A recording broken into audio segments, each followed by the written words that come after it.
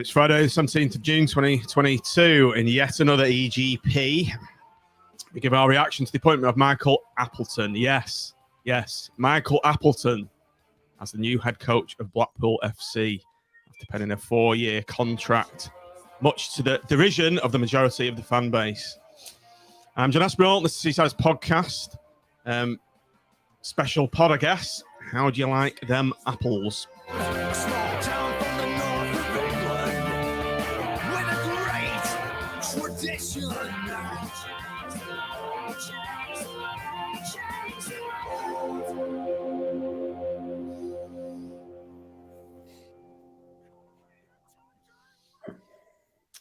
We're back again.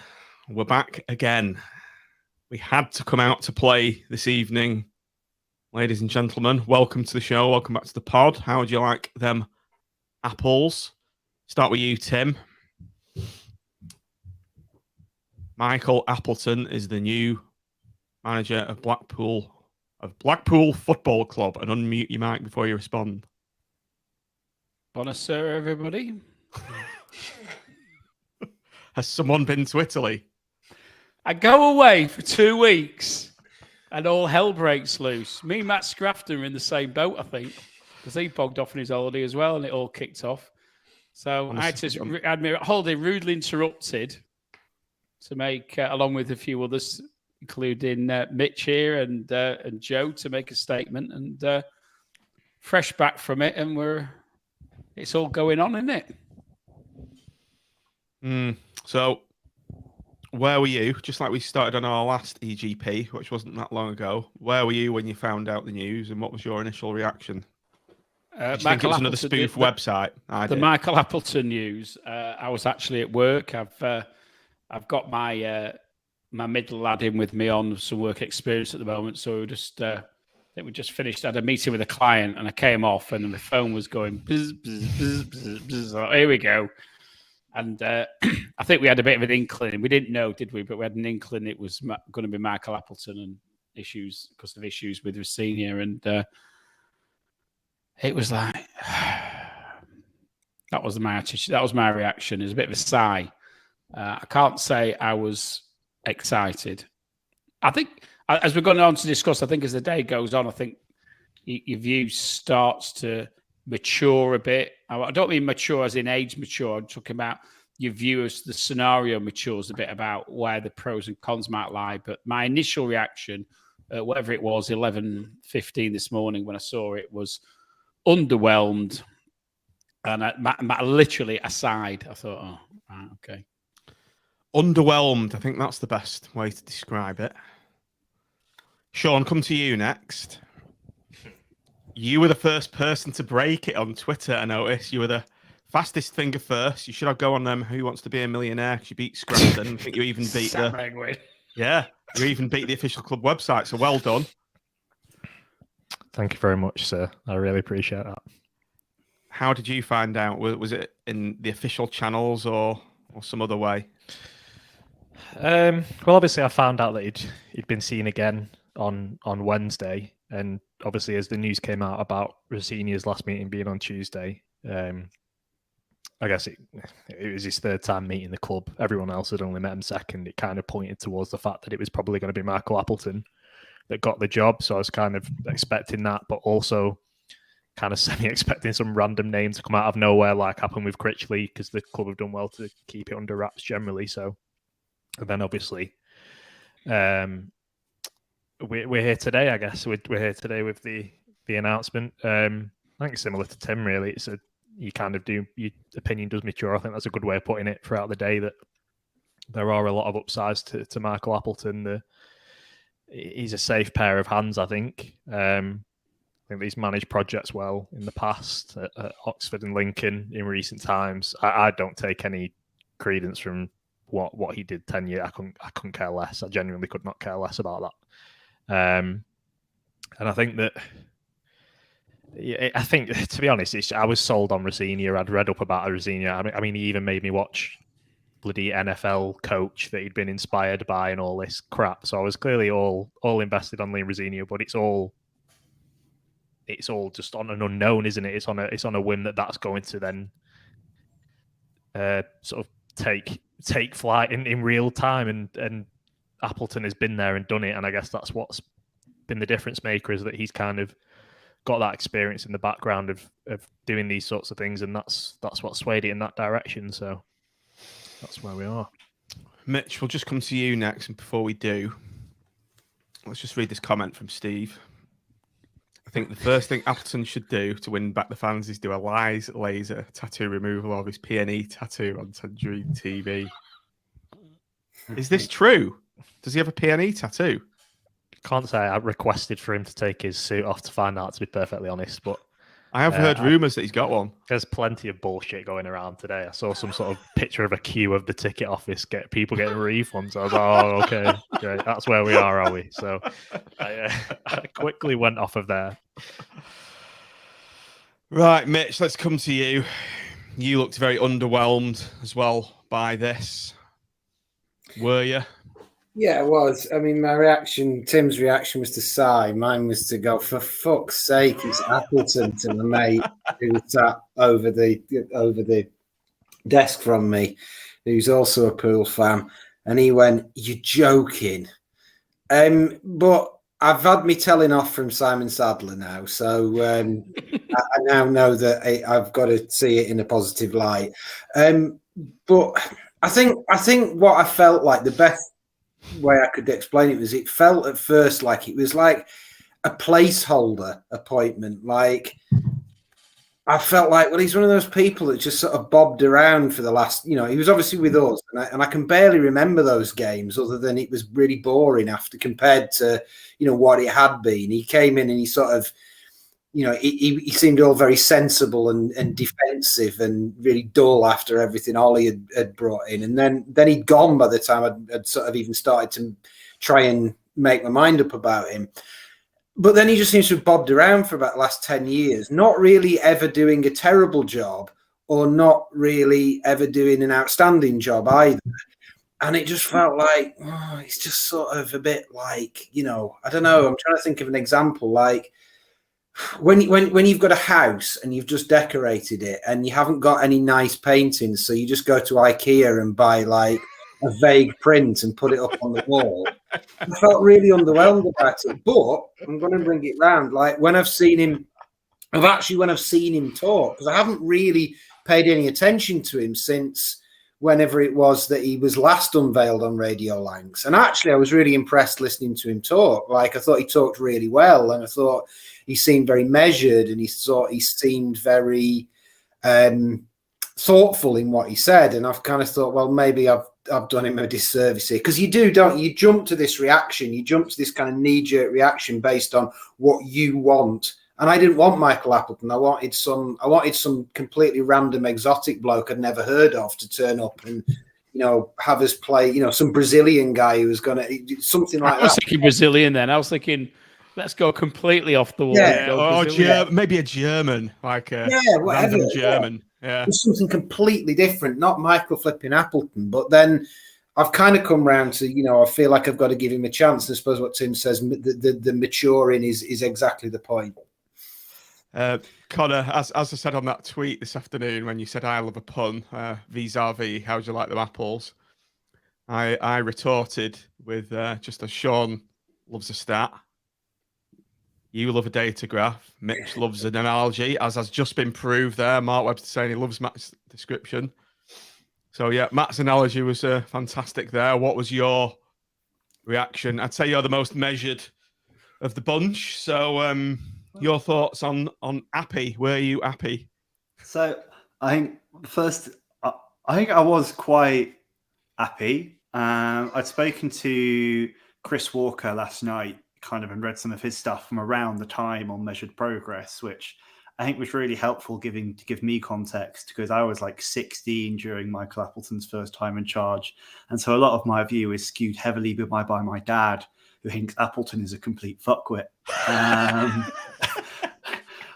But I've kind of since moved away from that viewpoint, speaking to people like Chris Walker. I spoke to a few Lincoln and Oxford fans as well, who were only full of praise for Michael Appleton. So last night, when it looked like it was going to fall that way, I was feeling broadly positive and was just kind of set to do more research today. And I'm sure we'll come on to that later. Speaking of kind of research and just myth busting now at the moment now, and this may ruin my measured reputation, Michael Appleton does not have a Preston tattoo. That is fake news, unfortunately. I'm sure it would be great banter if he did. But what he does have is a Preston supporting son. So he says, my lad is there. He's always one of the 1,000 supporters in the away stand. He's a big Preston North End fan. So rather than the laser removal of his tattoo, I think we instead need to demand the full Abraham and Isaac sacrificing his son if he's ever going to show really full commitment to the club. On a table in the centre circle. An altar even. Yeah. Simon Sadler and Ben Mansford in robes around him chanting, one of us, one of us.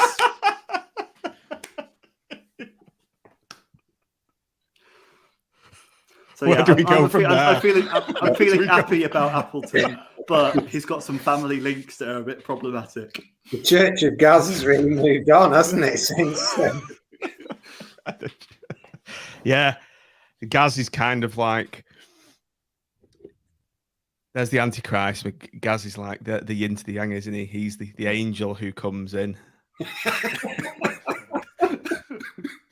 He has to adopt Gary Medine as his new son. And to turn him, he has to pour 2 pints of Stella. He does. Over Happy's son. Give him a kebab. Oh, baptism of lager.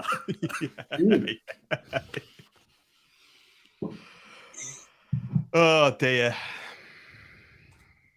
Club statement, I'll just read that out. Blackpool Football Club is pleased to announce the appointment of Michael Appleton as head coach until June 2026. So it's a 4-year deal, gents.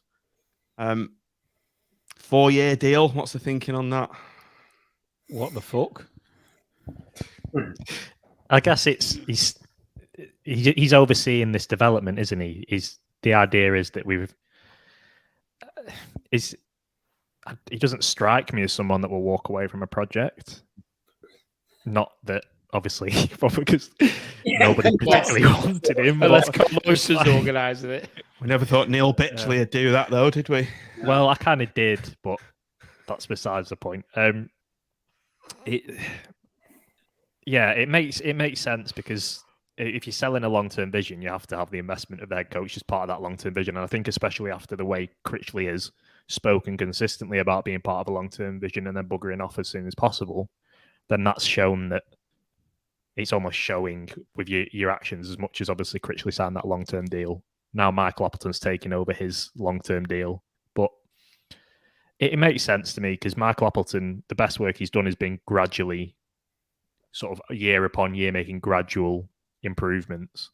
And that's going to be important. Obviously, we're not going to get a quick, suddenly we're up into the top half. It's going to be a gradual, consistent thing. And that's the way Appleton likes to work. I think he does fully invest himself in every project he's been in. And that's being shown by the length of the contract. That just sounds really boring, Sean, doesn't it?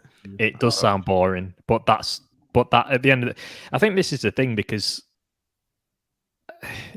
that's why you can get it because it's not all our careers that are on the line. Spreadsheet football, Mitch, this, isn't it? Spreadsheet football. I was going to say, my when I was saying I thought Appleton spoke really well, I thought he did speak really well. I thought he was very measured. I thought he was very realistic. But part of me went, this doesn't sound very exciting because he was kind of going, he was sort of saying, yeah, I'm good at working with a small squad. Yeah, I'm very realistic. And these lads have got the chance to prove that they are championship players again.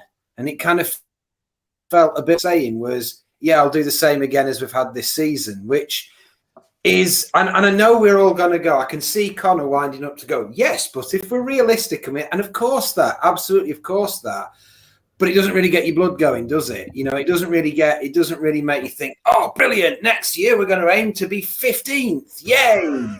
They're all kind of maybe statements, and it'd be nice if this happened. Yeah. Listen, we could dissect this down to a quite simple scenario as far as I'm concerned. And I actually don't blame, despite all the other stuff, I don't blame Critchley because from what I understand of his pay rise, it's 14-fold or thereabouts. Now, as much as I'm a Blackpool fan, if somebody offered me a 14 multiple pay rise on what I currently earn, I would be running down the road to sign that piece of paper. Wouldn't you? Anybody would. Anybody would. So listen, all this about Critchley betraying us, I have issues about what I've heard about Blackburn. Tim, Critchley.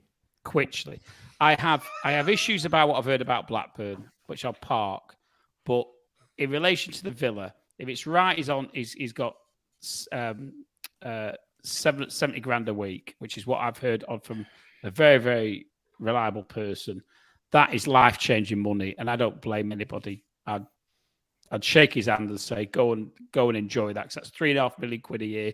I doubt he's on £5 grand a week with us. So, parking that, what the timing, as I said when I did my little blog from Italy, is appalling. It's appalling on all sorts of levels. From the point of view of the time it allows the football club to recruit someone, and you've got this ticking time bomb with the players coming back and all the uncertainty that brings with it. And I think we're effectively, Simon and Brett and Ben have been hostages to fortune, because they've had a manager who they were fully expecting to be in charge this year. There was no indication he was going anywhere. Or at least I don't think they had any clue he was going anywhere. All of a sudden, literally 2 or 3 weeks before the players are due back, he's gone. And they've got this vacuum, and they've got to fill the vacuum. And I think my gut reaction is I think they wanted Rosenior, and for whatever reason, Rosenior's not been prepared to do it. Sean may know more than me, but my guess is he's not happy with the budget. He's a Derby where they're all paying every 20-odd grand a week, and he doesn't like the idea of working on a very, very tight budget. And they've got to appoint somebody. And it's all right saying, well, some people have said on AFCT, take more time, but the reality is the players are back. I think they're back. If they're not back on Monday, they're back the following Monday. We've got a plan for next season. And I think Appleton is a safe pair of hands, and it might not be exciting. And I think that comes across in Simon's opening statement. But he's a safe pair. He's a relative safe pair of hands. And I think that's what they've gone for at the end of the day. I think they've gone for somebody who, is used to working with a relatively tight budget, which he will have been doing at Lincoln and Oxford and Portsmouth and wherever else he's been. And secondly, somebody who actually knows the game, and he does know the game. And that's where I think that your views mature. I think your views mature over. My initial reaction is, and then my second reaction is, well, if they haven't got Rosenior, where did they go? Did they start the process again? And then we've got all this uncertainty. But the important thing from Blackpool's perspective, as we transition hopefully into a proper club with proper facilities, is to create stability. And maybe he's the man to create stability. And it might not be exciting, but it's like when you get your first mortgage, and you might have to, you can't go on your holidays anymore. And you don't have your flash, you don't have your nice lifestyle, because you've got to deal with reality. And reality here for Blackpool Football Club is we need to stay in the Championship. It feels like, to sum it up, I'll be 1 second. To sum it up, it feels a bit like I support someone like Southampton and they've just appointed Roy Hodgson, where you go, oh, okay. Because you sort of, and you can't deny everything Tim said, but you also, as a football fan, there's part of me wants to go, why don't we just appoint someone who might finish first or 24th? And we just don't know, and we just go mad and try. And I know that's not going to happen, is it? And I think a lot of what the discontent has been, in my head, it's like it's accepting this project, which is quite hard, because you kind of have to accept this project we're probably not going to have a lot of on-pitch ambition for a little while. So we need somebody that can make the most out of what we've got and everything. And that's the reality. I'm not complaining by saying it's frustrating. I'm acknowledging it. But as pure and simple as a football fan, all you really want to do is go on Saturday and see your team try and win and believe you're going to win things. And it's accepting that project that I think this is kind of like a symbol of the fact that, yes, that probably now is the priority after the excitement of the promotion. I haven't been 1 second, I've rambled on for ages, so I'll shut up. But you get what I'm saying. Sorry, I jumped in there. Yeah, I don't think Appleton's an exciting signing. Like, he's never a manager you're going to jump up and be like, yeah, we're who, we've got Appleton. But I also don't think he was a desperation signing or a signing because we wanted a safe pair of hands. I think that actually, based on what I've seen about the managers touted throughout the process, actually there did seem to be a process. We were looking for things broadly similar in each of the managers, kind of, we were always looking for that manager who could develop young talent, and play possession-based football. Those seem to be kind of two attributes that all of Critchley, Rosinia, Duff, and Appleton have kind of shown at various points in their career. So I don't think it's a case of I would be surprised if it was a case of we went for a senior and then he didn't come through, so we panicked, went for Appleton, or wanted a safe pair of hands, went for Appleton. I actually kind of, based on what I know of the managers and kind of the data I've been digging into the last couple of days, again, spreadsheet football, I think it was part of the process. One interesting point I'd like to flag is during his interview with the club, he was asked kind of, what do you think about the squad, etc. And kind of he took a beat, paused, and was like, there's great togetherness in the squad. I saw that at Wembley in the playoff final, and then started talking about adding quality. And it kind of reminded me of like my school report cards when the teacher was like, yeah, Connor is, it's not the best at PE, but he tries really hard and brings his kit every week. So I actually wonder if a lot of Appleton's stuff around, we've got to be realistic, etc. I'm used to working with a tight budget, is maybe more to do with the fact that maybe he doesn't rate the current squad and is trying to manage expectations as a result. I just thought the way he described the squad in that interview with the club seemed quite odd. Like, it didn't seem like he was excited to work with this group of players. Even Gary Medine. I can't believe that. Can you, Mitch? It's most managers' dream job, isn't it? Right. That opportunity. Once in a career chance, that. Tim, just going back to what you said, and to use a Mitch style analogy, is Appleton a 10-to-2er? And who knows what I'm talking about here? A 10-to-2er? What's a 10-to-2er? Is that your working day, John? Yeah, probably sounds like it. No one knows what a 10-to-2er is. No. Basically, nightclubs used to kick out at 2 o'clock. I can't believe it. Yes. Yeah. So you know. The younger ones won't. Nightclubs used to kick out. Ollie did that analogy, didn't he, about Blackpool generally? He just said nightclubs used to kick out at 2 a.m. And you've been trying to pull a bird, as Ollie used to say. You've been trying to pull. You've been blown out by your first option, your second option, maybe even your third. And you get, there's times at 10-to-2, you think, right, I'm just going to have to pull anything now. And you just pull what you can, can't you? It's like the dregs that are left at the bottom of the barrel.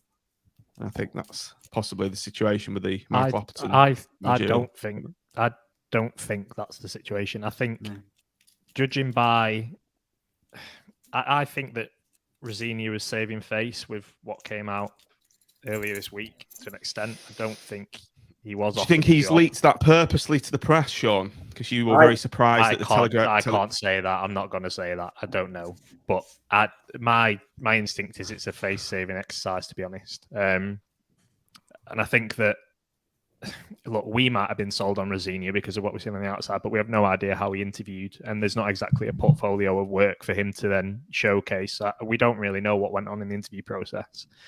Duff obviously went to Barnsley, another person that we didn't take. So to me, it does seem like we have appointed Appleton through the process. The process carried on as normal. The club itself never actually gave an inkling that the process was coming to an end. That was through, obviously, reports elsewhere. Yeah, you know. Sean, you know more than those. I think the issue a lot of fans has, and Athers has picked up on this in the chat, hasn't it? Isn't it? In that we've been sold a vision about how we're going to basically set the football club up. We're going to have, we've had Critch, and we've had this vision of young managers looking to develop players. And then we seem to have ripped the script book up and gone for a reliable generally lower league manager who has an average track record.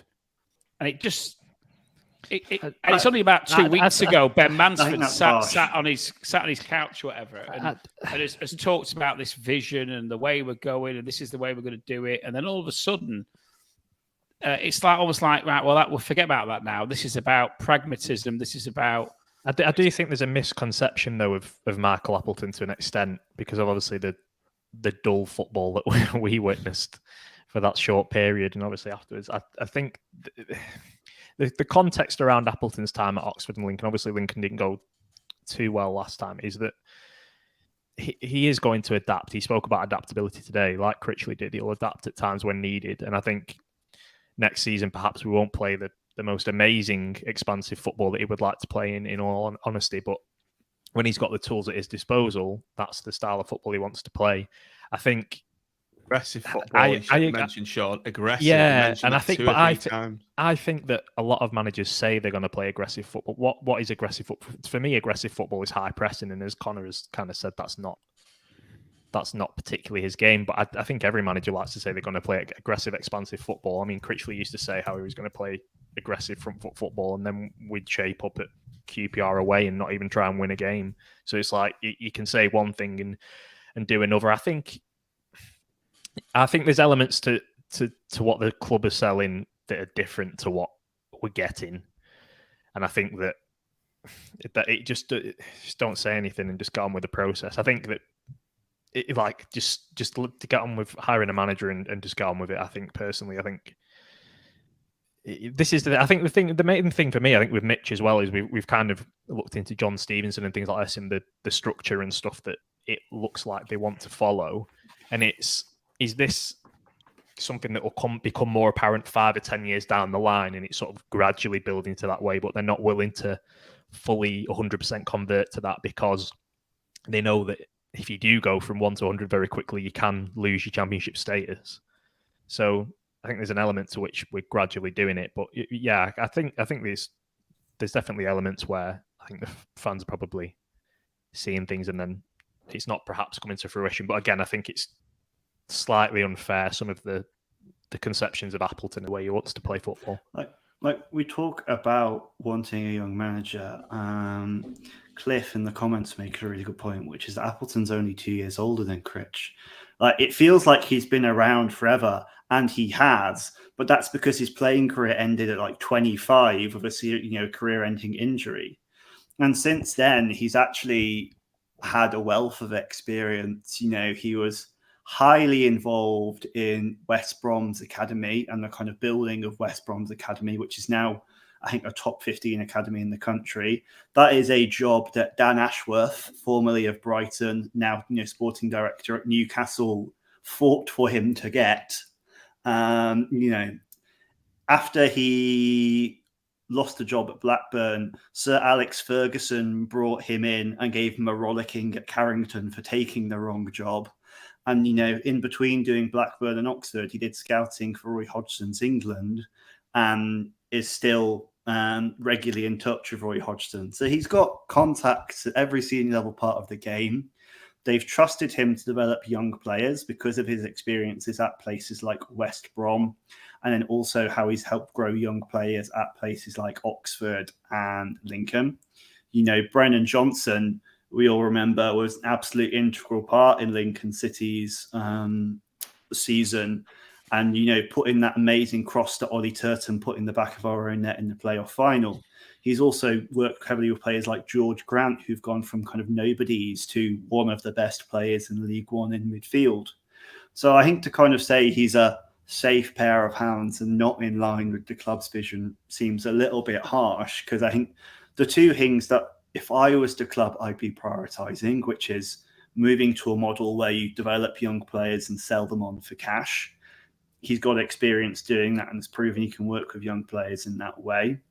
And I think on the possession side, he does play possession-based passing football based on what we've seen at Oxford and Lincoln. He may not always kind of get it into the final third, but that's an issue we saw with Critch as well. We saw Critch do lots of kinds of intricate short passes, fail to get it into the final third before lumping it to Gaz anyway. So I certainly wouldn't say he's a step back from Critch in that regard, and instead just seems a continuation of maybe the same old philosophy, but the same old issues. I don't think he's a major departure in vision from what the club have tried to put in place with Critch before him. Okay, let's take a few of the fans' views. I did put out on my on the club's the podcast Twitter account saying, "Give us your views." I've screenshotted a few, and there's some ends of the spectrum on some that came in. Let's kick off with our old friends Bisons and see what he had to say. The worst appointment possible. Smacks of he'll do. We'll be happy working under the financial constraints. 4-year deal. Wow. I'm sure the debate by a few on whether they can afford a season ticket has been given clarity today. Backward step in every way possible. Hashtag Appleton out. That is opinion That's today. positive, I'm sure isn't it'll it? change. That's quite I'm sure it'll positive change tomorrow. advice, It's the usual ray of sunshine from him there. Hashtag Appleton out.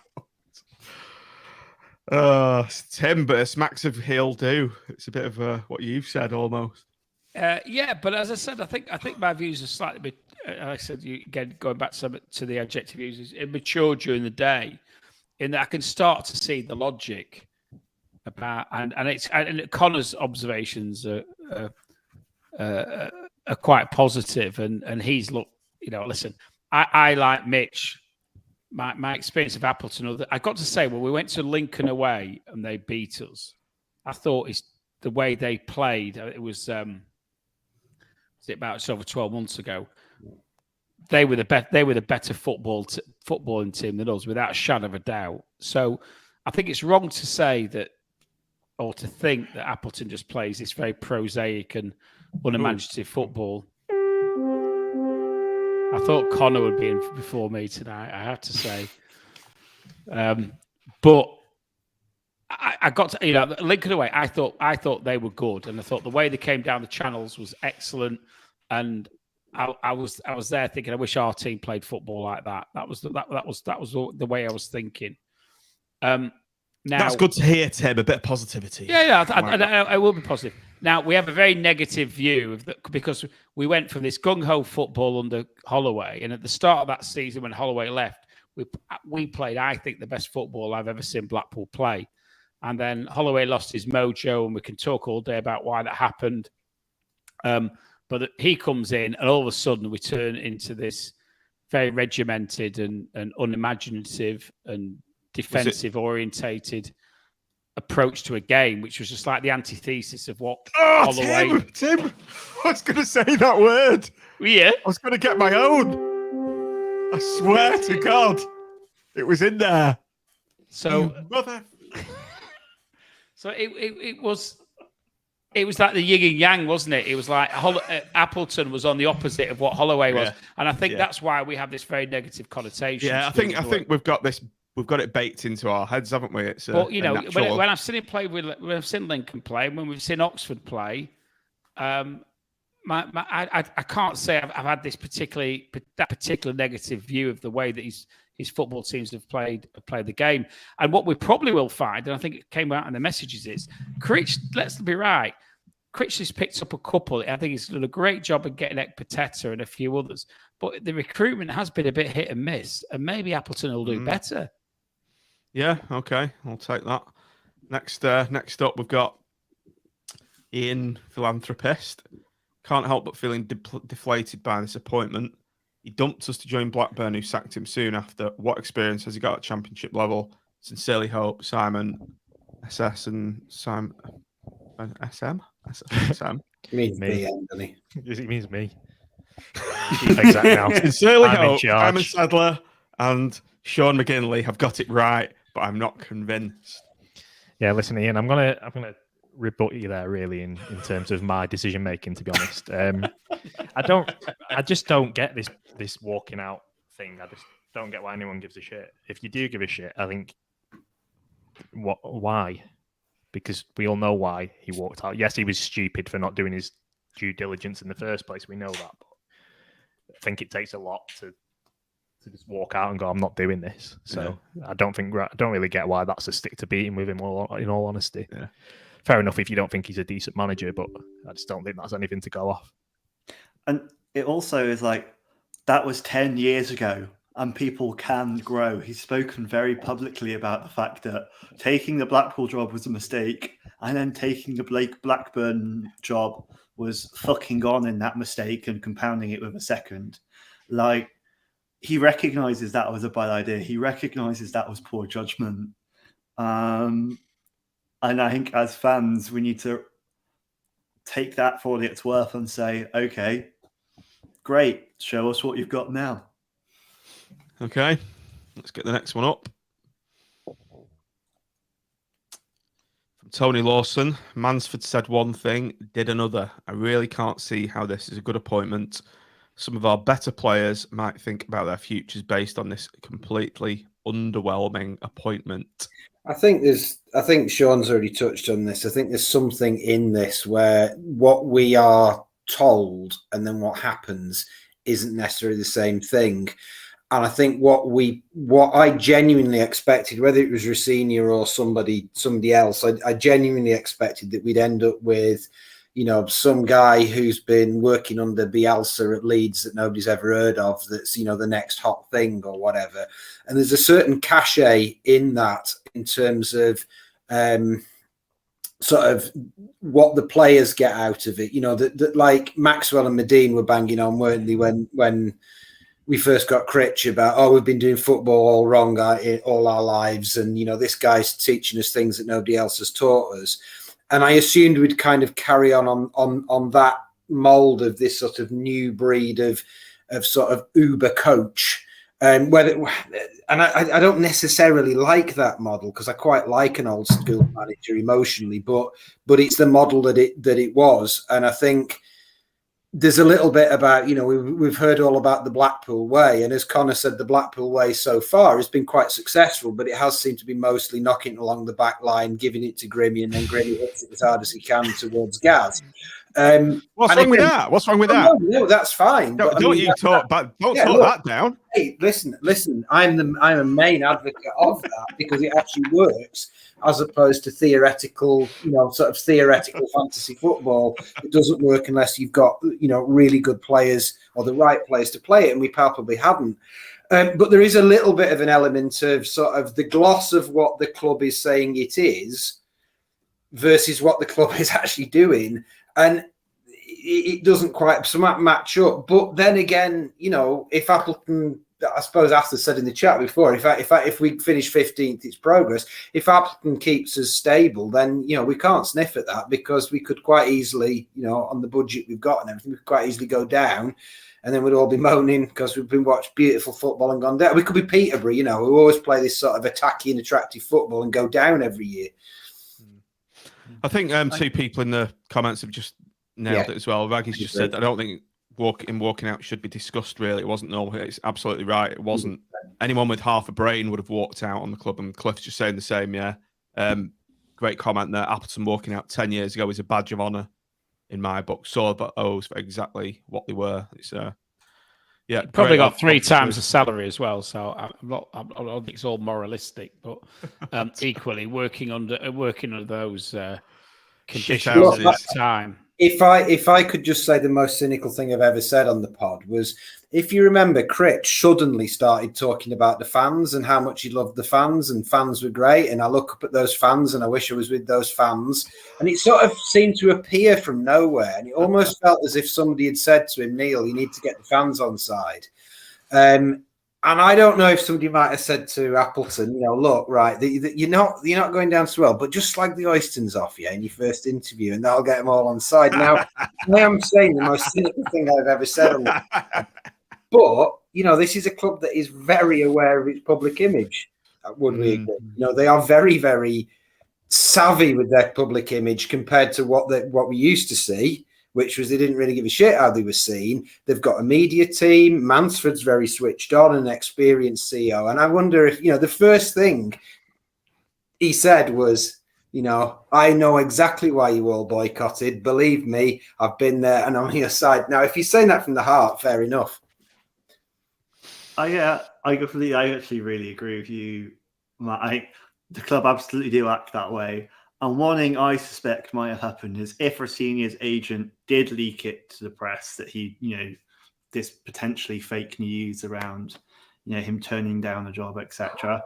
If that was something that happened, I don't think that improved his bargaining position with Simon Sadler. I think Simon Sadler would have seen that and gone, right, into the bin you go. I'm not even talking to you anymore because you've leaked something to the press.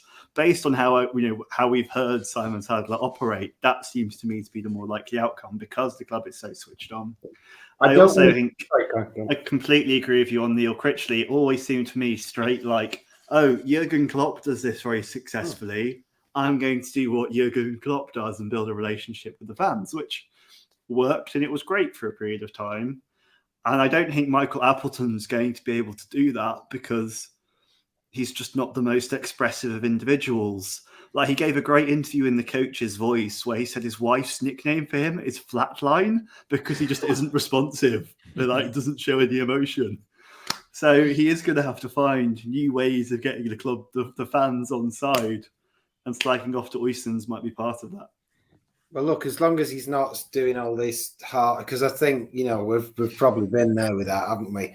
But I don't want this pod to turn into some kind of laddish banter session. But, when John said his Appleton attended tour, well, I wonder if Rossini actually turned out to be sort of the equivalent to a really, really attractive person you go up into a club, in a club, and you start talking to, and they're really, really beautiful. And then they open the mouth and you just think, oh, God, you're horrible.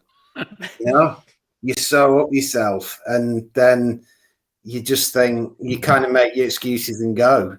No matter, and I wonder if there was a bit of that. I feel like there's a book in here somewhere. Instead of John Stevenson's, kind of how to properly run a football club, instead there is the Seasiders pod, how to recruit a football club according to the streets, fit but you know it. Exactly. The Addison's analogies are coming out all night tonight as well, aren't they? We're doing really well. I'm sure there's a couple more we can come out as well with. I think before we finish. But yeah, I think you're right. I think maybe Rossini looks glossy. He looks like he ticks all the boxes, and the reality is he may well not have interviewed very well. I think you look good on the dance floor. Next fan reaction. From Yanis Varanakis. Is this a Greek gentleman? Apologies if I've mispronounced your name. This is one of Mitch's potential manager suggestions on Twitter, I think. Yanis said, "Can't judge of last time." Broken English there. Meant to be an excellent coach. Excited to see what he does. Different from Critch. There's a bit of a lacking of punctuation there, which plays he favours and what system he plays. Not my first choice, but fully behind him. Are you a schoolmaster here? Give him a score. Are you going to put some red lines in there and give him 4 out of 10 or something? It's social media. Say what you want. How you want. Standards. Timothy. I mean, look, see me after school. He was absolutely clearly dying for Linton Kimpembe as first choice. He's devastated he hasn't got Linton, and now you're pulling him off on his spelling. It's not on. Anyway, the gist is not my first choice, but fully behind him. And I think that's important that we need to back the manager, don't we? I think we need to try and get a positive atmosphere in the stadium. I think we've seen that as the afternoon's progressed. I think we've seen more and more posts like Yanis's where people are, we've digested it. It's not the wow that we perhaps all hope for, but you can see the logic, you can see the game plan the club's working to, and it's a valid. It's a very similar to points I've made myself on AVFT and whatever, where the choice has been made now, and we've got to think, right, as fans, what we're going to do. And the logical things that fans do, and I'm sure everybody's going to do it, is get behind the manager and get behind the football club and try and, continue that positive atmosphere that everybody's spoken about for the last 12 months, 14 months since we've been allowed back in the stadium as to what we've been able to do. And I 100% agree with Yanis, I've got to say. Yeah. Okay, next one. Liam Williams, a bit of a crash back down to earth, if we are to believe what's been put around LR. Would have been ambitious. Oh, God. I'm taking a bit of a tumble then. But needed a decent bit of backing. If Appleton is backed properly, who knows what will happen. If not for Kenny Dougal, he would have been where Critchley was last season. No, he wouldn't. I'm not having this. Anyone else would have scored in that game. We're always going to win. But yeah, the rest is fine. We could have been 2-3-0 down after the first 20 minutes. We were the better team. Look, Lincoln didn't score once during the playoff final. Blackpool scored 3 times. It just so happened one of them was in our own net. I think that tells you everything you need to know. Right, yeah, let's move on to the next one then. Matthew Ross. Anyone who was considered, except maybe Everett, would have been underwhelming following Critchley. That's a decent point. Appleton, though, was never going to be a popular choice after last time. He needs to make a good start to win people over, or things will get pretty nasty pretty quickly at Bloomers. Yeah. He was never going to be a popular choice. But... Well, is it going to get nasty if we lose? John, you said but. Before you go and talk about getting nasty, when you say but, when you're running a business, and listen, Simon's clearly run very successful businesses, your decisions about appointments aren't based on popularity. And I think whether you're right or you're wrong, ultimately you don't know until you get further down the line. You make what you think's the right choice, and it's not a popularity contest. And when we do things in my business, and I'm sure anybody else who runs a business does the same, you are not making your business decisions about winning votes and being and getting people slapping you on the back. It's about the maths. And I know it's not particularly with football. It's not necessarily what to hear, but it's about the maths. It's about projecting where you think that will leave you. And I think Simon's made a calculated choice. And from what I can gather, all 3 of them on the panel of all reached the same view after interviewing Appleton. And I think as a businessman, sometimes you've got to make the unpopular choice, not the popular one. And maybe that's what Simon's done here. In that, he knows it's the right decision for the football club, and therefore the fact that it isn't going to go down well is something he's having to swallow in the short term, in order to make sure that whatever vision he has, I think he's been quite clear as to where he wants us to be and what he wants to deliver, that he actually does do it, and Appleton's ticking the boxes he wants to tick to make sure that we hopefully don't end up getting relegated and his vision being compromised in some way. Okay, next one. I'm an Nelson. I brought my season ticket weeks ago. I'll still be there to support home and away to back the boys, but I'm not happy. Appleton has a lot to do to win people around, and I can't see him being a success, but I hope he is. For the players and the fans, we don't want relegation. Now, there has been a lot of comments going on social media, forums about people refusing to get the season tickets. I mean, that's absolutely fucking ridiculous. I just can't see that being like a person who's weighing up a season ticket and they're not fans, are they, Sean? I just can't really see it happening with like an actual person that generally goes. Yeah, exactly. So it's like it's just a load of sort of hyperbole and crap, really. I'm interested to see. I feel like our expectations have lowered slightly on what next season will be, and I don't know. It'd be interesting to see, are people's expectations lowering because of the appointment? Are people's expectations lowering because Critch left? Are people's expectations lowering because of what they perceive as what our ambitions actually are next season? Because I mean, we've just run a survey today, and the expectation was top half / mid-table finish, and now it's very much the majority is saying 17th to 21st. So is that in itself means this appointment is a clever example of expectation management? Because I was really confident we wouldn't go down last year. but I was never felt that sort of talking about playoffs and stuff was realistic. I just didn't think we had a squad that was anywhere near the quality to go up. And I can't see, without some absolute magic in the transfer market, I can't see us having a squad to get anywhere near that sort of, top 10 verging on the playoffs group. I just don't think we'll be anywhere near. And it was always going to be a very difficult year, I think, this year. We haven't done any recruitment yet. We probably will lose our best player from last year, or certainly our most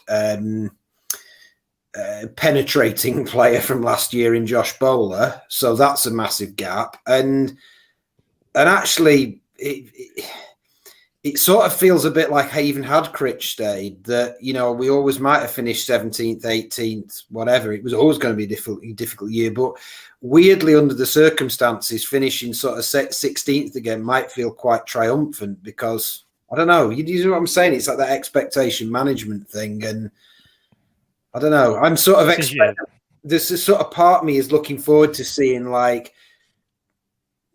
backs to the wall and really going for it and really high level of effort and everything again, and sort of us doing all right and us proving everybody wrong again by finishing 16th. But with Critchley in charge, that would have felt like, well, we haven't progressed, we haven't moved on, we haven't done this. But now we've got this kind of, this manager to prove everything wrong, and this sort of far from ideal situation pre-season. It almost feels like the same again would be a triumph, which is kind of, sort of, I suppose, a bit sad in a way, but at the same time, to coin a phrase, I think it's just measured progress is what we need to be looking forward to next season. Who said that once?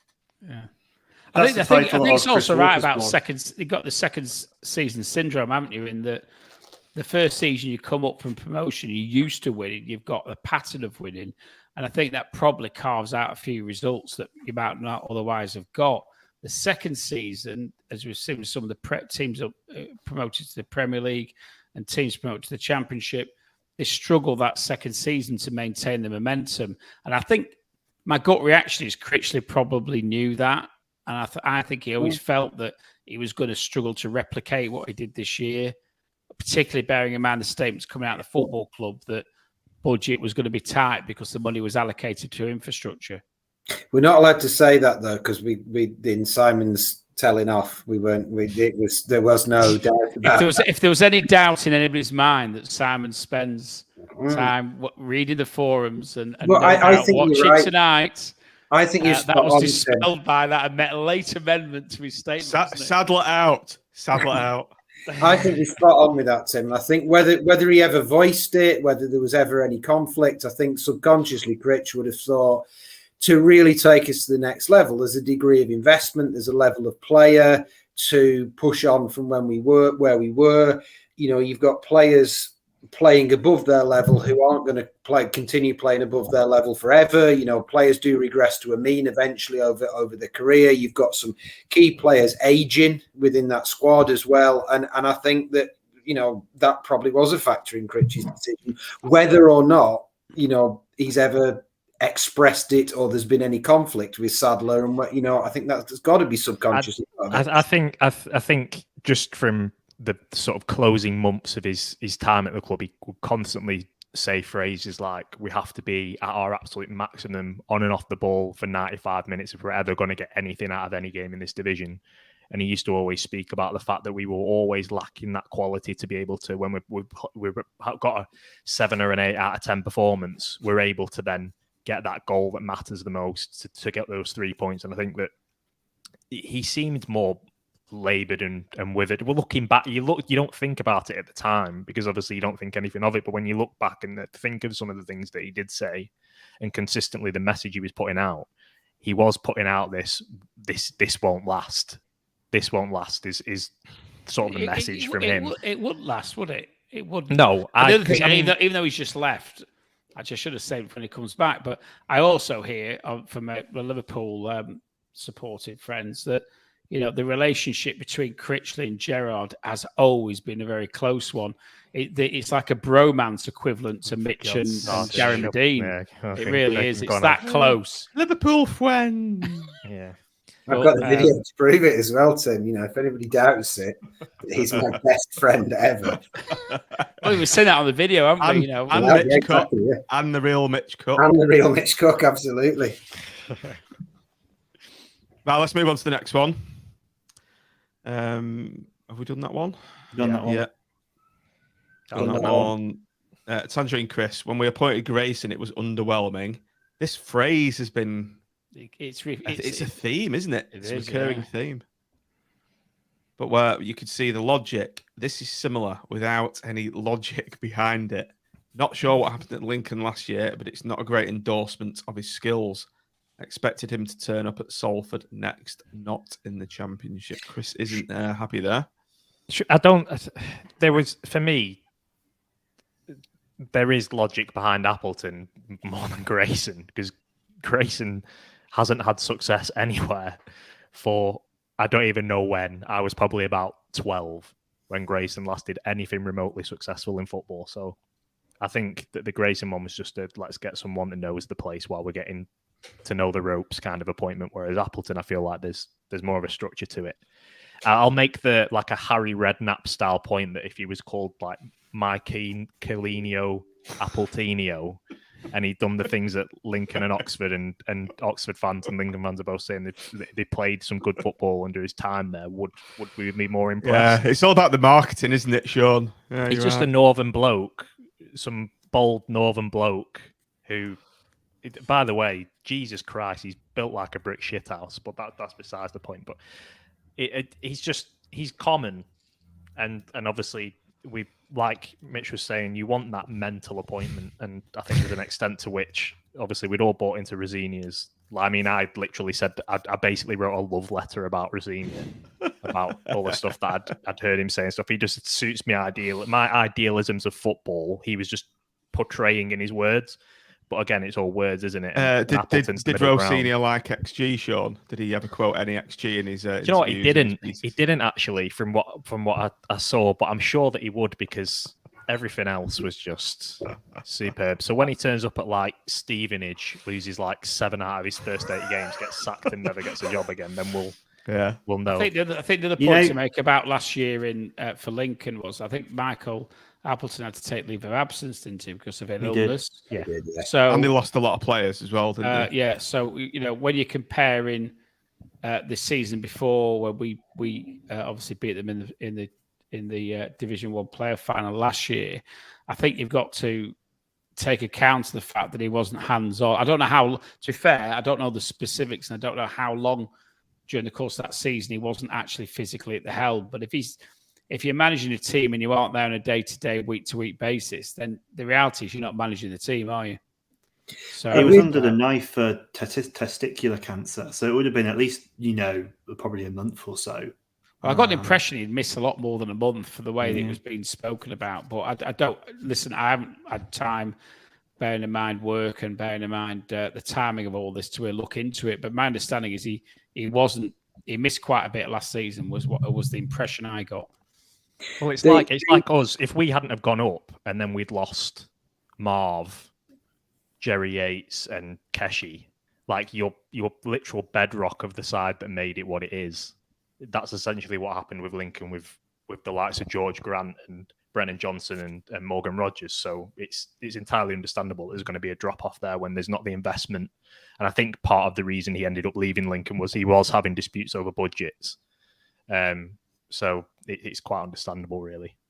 I'm just going to pull you up there, Sean, because Keshi didn't really have any particular impact on our League One season. I think. Sorry, I meant to say something. Kai. Sorry, I forgot. No, what Dennis had up before with the reaction to Holloway, I think that's a really good point, because a lot of us were underwhelmed with Holloway. I was really not happy with the Holloway appointment. I thought, why have we signed this has-been gurning yokel? But I really wasn't happy with it at all. And he won me over pretty quickly, because he, obviously the football and indeed sort of his his nature and his speech. The manager that I was probably most unhappy that we ever appointed was Steve Mcmahon, because when we appointed him, I literally hated Steve Mcmahon as a Liverpool player. I couldn't stand him. He was one of my least favourite people in football ever. And actually, I would probably, if I could watch one Blackpool team again forever, if I had to be trapped in a perpetual loop of watching the same Blackpool team over and over and over again, I'd probably choose that Macca side when it Your was own Groundhog Day. Yeah. It would be watching the sort of Hillsy, Wellens, Brett, Simo, Macca side. I loved that team, and I was really wrong about Macca.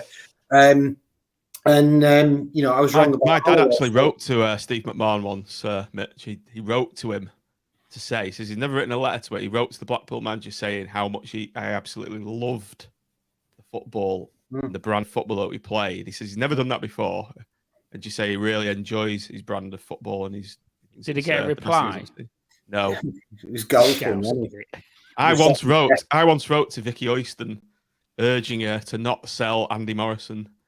And a day later, after I put it through the letterbox, they sold him. No. But to be fair to her, she wrote back to me and explained it.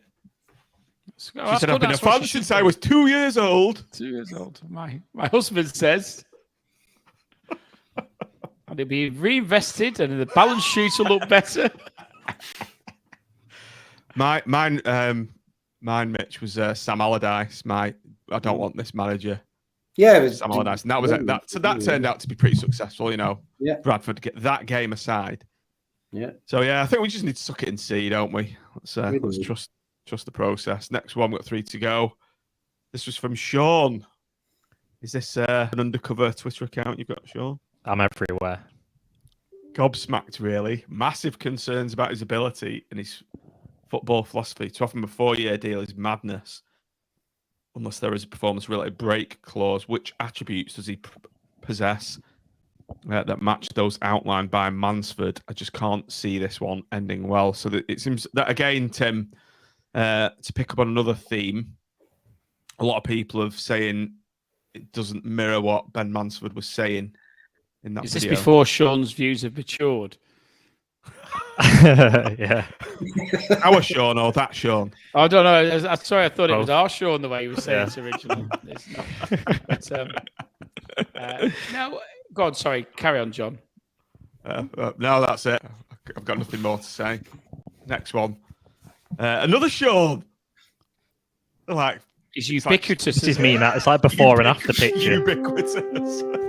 Well, I was going to say shit in a field, not ubiquitous. How many of your 2,500 Lancs Live followers are actually just your own account? Like Russia have loads of... get those views somewhere. Yeah. Russia Bots, has loads bots, of... isn't it? Bots. Sean's got loads of Sean bots all over Twitter. Yeah. Right, Sean Bot 2.347 says, people overreacting. Not the glamorous choice by far, but did a solid job at Oxford and Lincoln. Helped develop some great players that season when we picked them in the playoffs. Johnson, Eden, Bursic, to name a few. A bit surprised at the 4-year deal, but they clearly back him to succeed. Again, another theme there, 4-year deal. But Sean... 4.37 bot is happy with this news. Which did you instruct your bot to say this, Sean? I did, yeah. This is as I said before, it's like a before and after picture of my own views maturing. But yeah, look, it like I say, it's as we've all said, it is what it is. Might as well crack on and back it now. Yeah. At the end of the day, I would urge people to watch his is it Coach's Voice, Connor, the channel that has sort of the different videos and stuff on. Yeah, I'd urge people to watch those. There's a lot of like training sessions and things that he's done as part of that, and speaks a lot about his sort of philosophy and things about his game. And you can tell that he's a really, really good coach. Right, last one. Is it another Sean? No. Northern Ireland agent John. Well, I'm not reading mean that. Can't understand why he's such an unpopular choice of manager. Can't understand why such an unpopular choice of manager has been appointed by the club. Look what happened to Benitez at Everton. He won't get along with our fan base to the room again. This is Why- a theme, isn't it? I think Why on this is- earth are we comparing Michael Appleton to Benitez. Rafa Benitez? It's an analogy. It's an analogy. What, but it doesn't make I sense. don't- Yeah. No, I know- It's a I know what really he's saying. nonsensical No, he's analogy. saying It does. we it haven't got does. Ryan Lowe in charge. It does make sense. It doesn't make What he's sense. saying is Benitez he's is going a to be. He's Liverpool going to be. legend.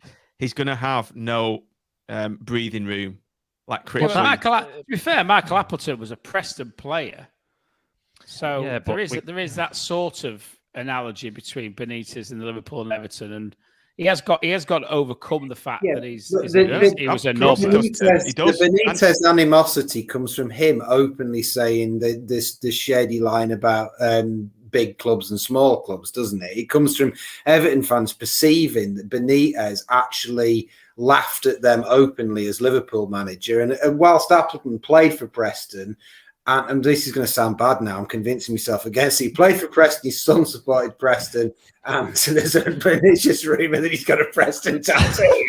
At least Apart from that, at least he never openly mocked us in the media. So, yeah, I talked myself out of my point, didn't I?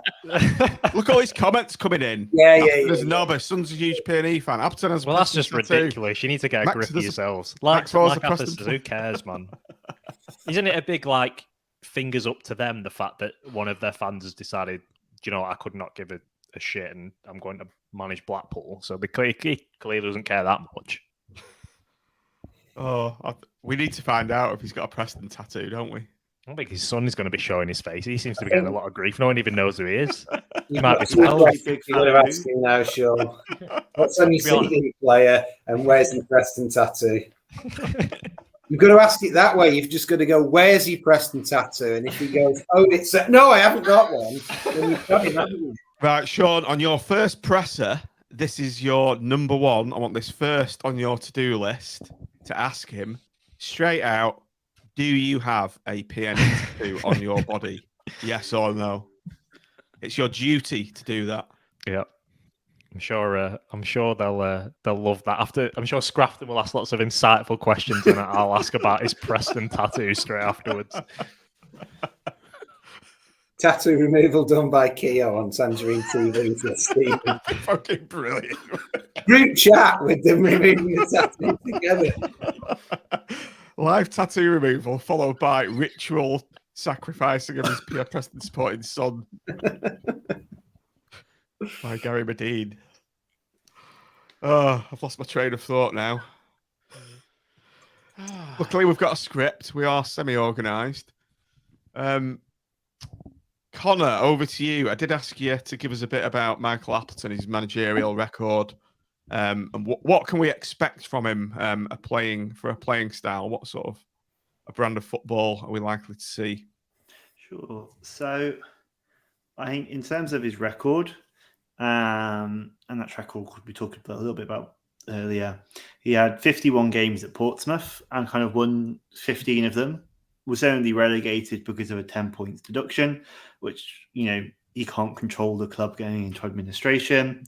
Then had those infamous spells at Blackpool and Blackburn. Had that really, really successful spell at Oxford, where he kind of doubled the number of fans they got through the door from about 5,000 to 10,000, achieved promotion and got them to 2 finals at Wembley, which is pretty good for any manager.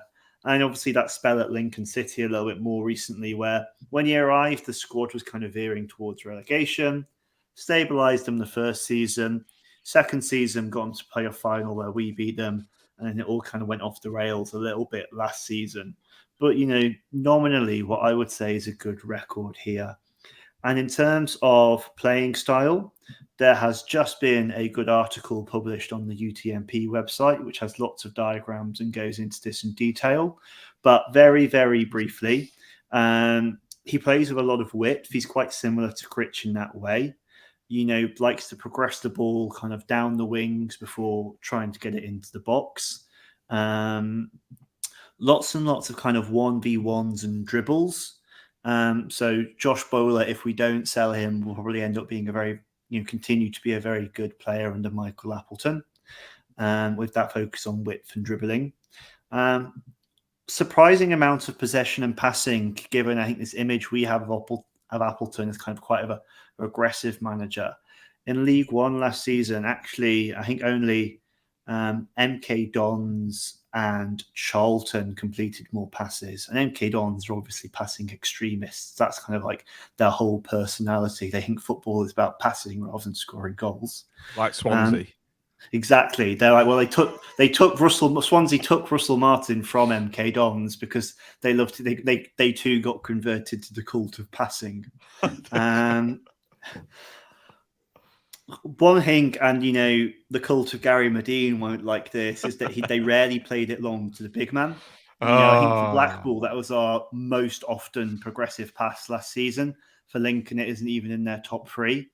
That might be because they didn't actually have any player. They rarely had any players bigger than 6 foot. I think that might be something to do with their squad.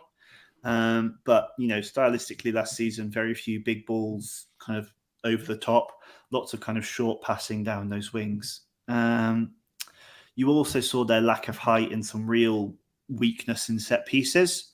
I think they were top 3 for XG conceded from free kicks and bottom 3 for XG generated from free kicks. They weren't very good at set pieces.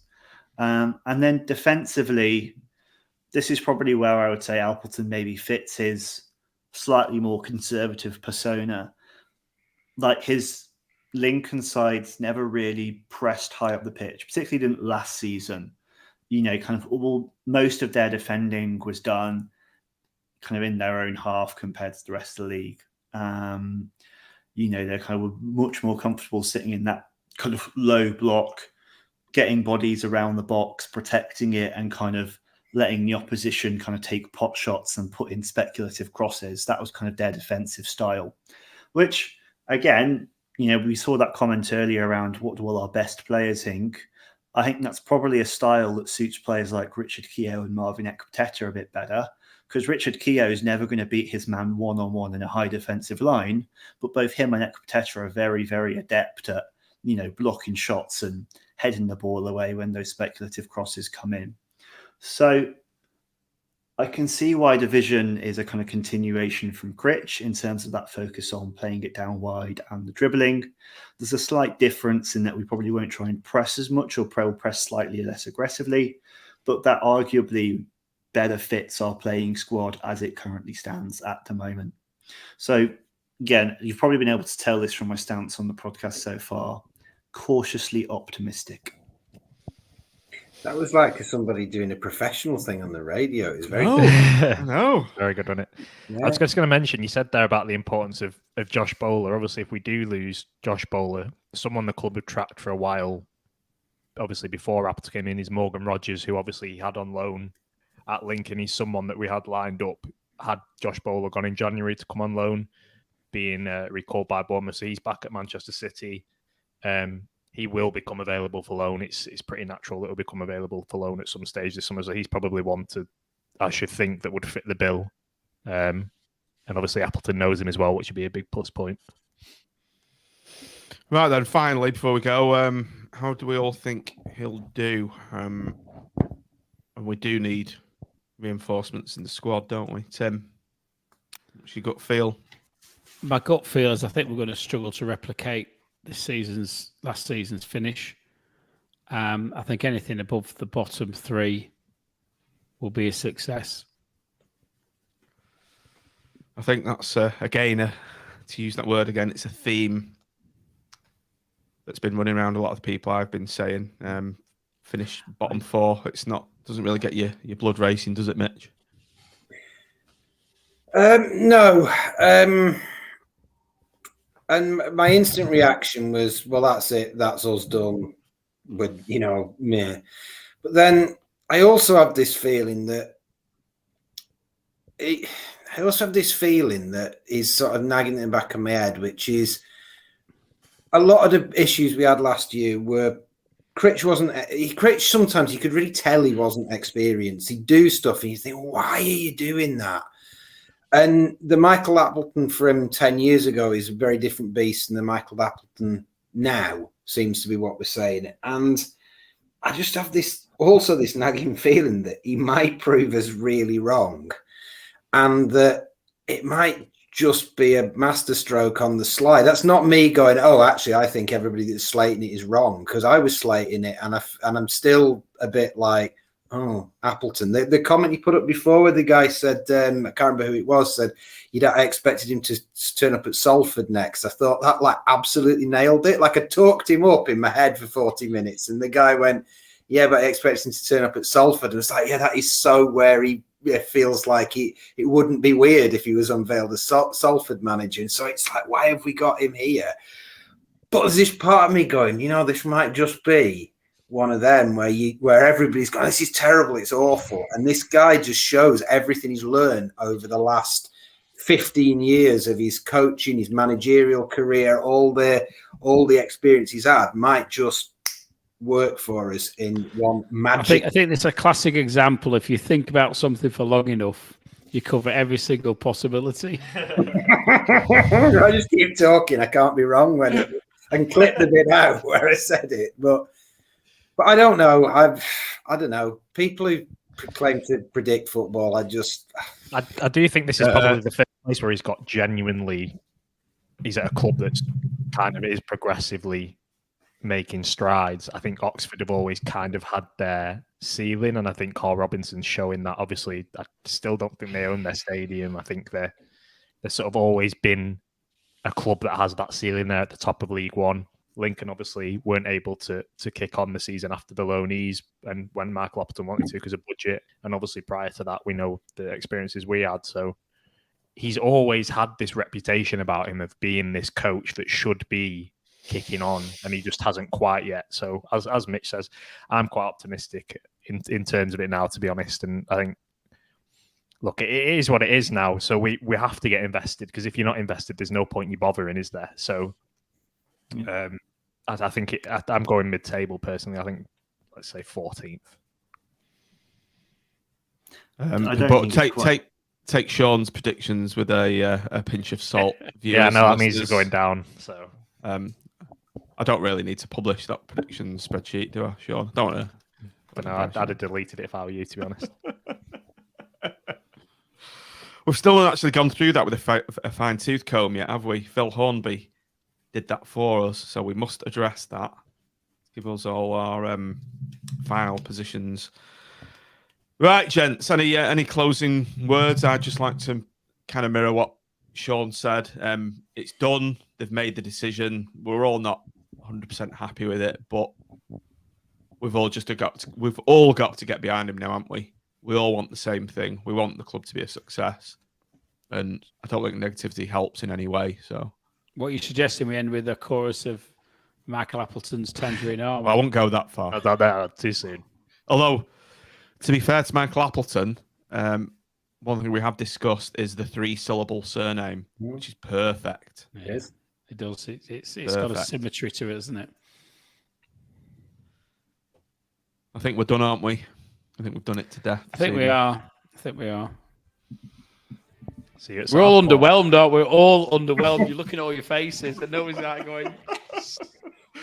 My motivational skills aren't very good. I didn't get you all going, did I? So we'll see how he does it pre-season.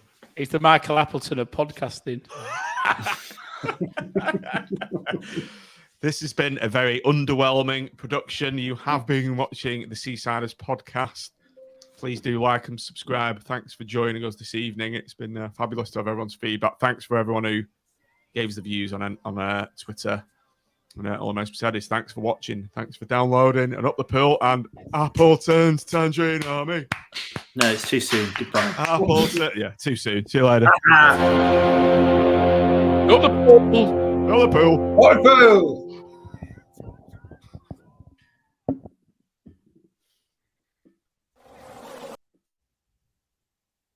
Come on out.